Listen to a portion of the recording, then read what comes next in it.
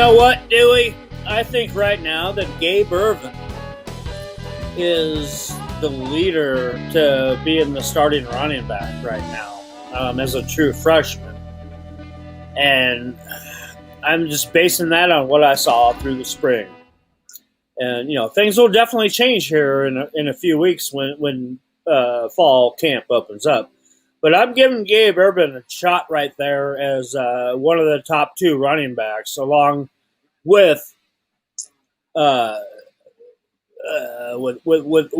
Scott. And then Savion Morrison's a guy that I love. I love this guy. He was great. He had a lot of problems last year, with COVID and everything trying to get going on. But when we saw him in the spring game, when he finally, got to perform in front of our eyes, I was super, super impressed. And he looked like the guy that I saw down playing in the playoffs down in Oklahoma City during his senior year, who was incredible. He was the best player on the field, bar none, until he got hurt.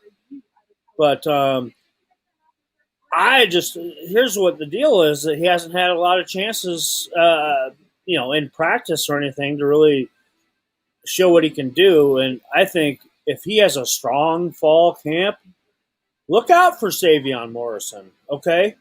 Because he's got something something special when he's out there on the field and gets the ball in his hands. Nighthawk raises a topic here just in regards to what's going to cause the improvement for Nebraska this year. So he says, what's the problem? Talent or discipline? Well, that's, the easy answer has always been talent, right? And I think now that you think you have the talent, and I think you got the guys that have the want to. It just I think it's going to look at how disciplined they are and how much they buy in to the coaching staff, which every time I talk to anybody, they love these guys. They love the coaches. That's why they came here. So I think it's just has to translate down just to play on the field. Because the coaching staff, they can't go out there and take snaps. I think it all boils down to confidence, really, in my mind. Yeah, so how I would approach that in terms of the discipline versus, and when you say discipline, I'm thinking not necessarily like these guys are going crazy off the field. I'm talking about football discipline, execution on the field, right, versus talent. It all depends on where you're expecting this team to be. Does this team, in my estimation, have national championship caliber talent? No. Do they have Big Ten championship caliber talent? I don't believe so. Can this team compete if you consider Ohio State to be the standard? But then there is a gap, a significant gap after that. But they have top 25 type of talent that should compete in the Big Ten Western Division for a division championship. Absolutely. And on top of that, tell me another Big Ten team that has as many returning starters coming back on both sides of the ball. I think you'd be pretty hard pressed to find another team. So you actually do have a heck of a lot of experience coming back, albeit they might be young guys and only had, a few games under their belt last year in a shortened season. But you have a ton of guys that are coming back that already know what Big Ten football is like.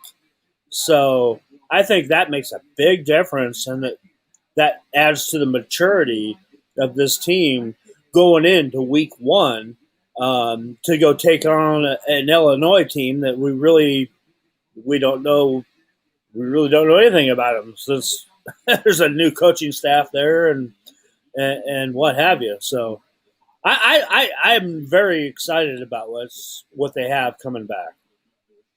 And if we're going to go with execution and discipline as it pertains to turnovers, which we've already addressed today and we've talked about in weeks past, for me, turnovers, there is a combination of components there. Oh, yeah. There's a small percentage that is, I shouldn't say a tiny percentage, but there is this percentage of luck with turnovers. Now that luck should balance out over time.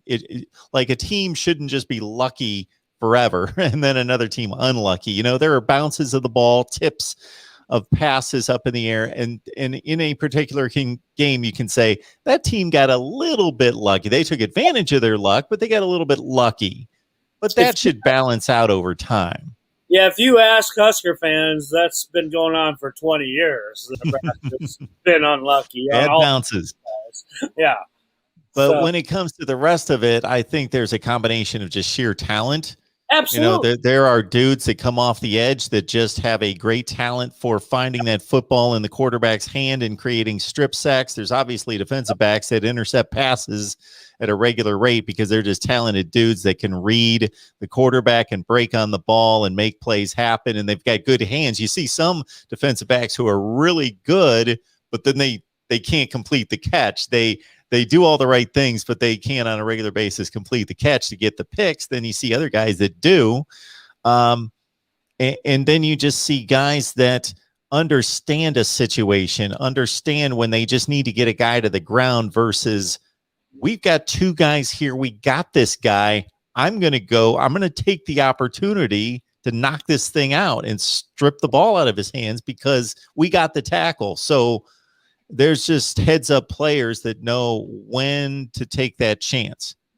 Well, there's that special combination of all three of those that you just mentioned make the best defensive back that you're ever trying to recruit. You know, that's that coveted guy that you're always looking to get. Nebraska defensive backs coach Travis Fisher looks at spitting all over myself because you're getting me salivating because I like talking about this stuff. You know, Travis Fisher, that's what he did. That's what he does. I mean, he played in the NFL. He played at Florida State. He was a beast. And he goes and seeks those guys out that have all three of those attributes. And that's the kind of guy you want.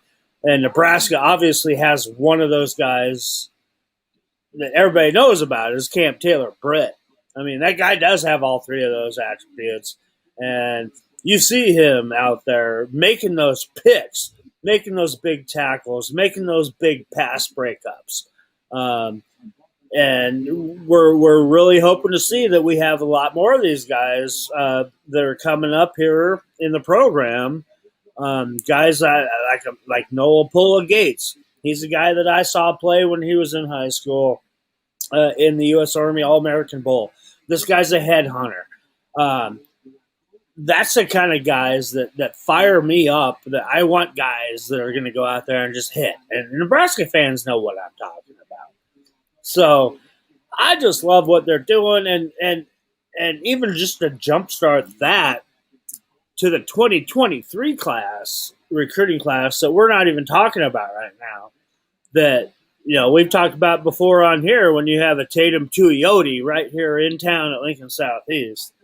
And then you got his best friend, Akana from Honolulu. They're probably, well, Akana's he's the top outside linebacker in the country for 2023. And Tatum, I don't think has gotten a fair rating yet, but he's right up there too. He's at least going to be a 4-star. And you'd have those two book-in outside linebacker pass rusher guys playing on the Nebraska defensive line with Tony Tuioti as their position coach. That would be just amazing to me to see this kind of oh man. But this is all a dream. It's a pipe dream right now. Let's see what happens.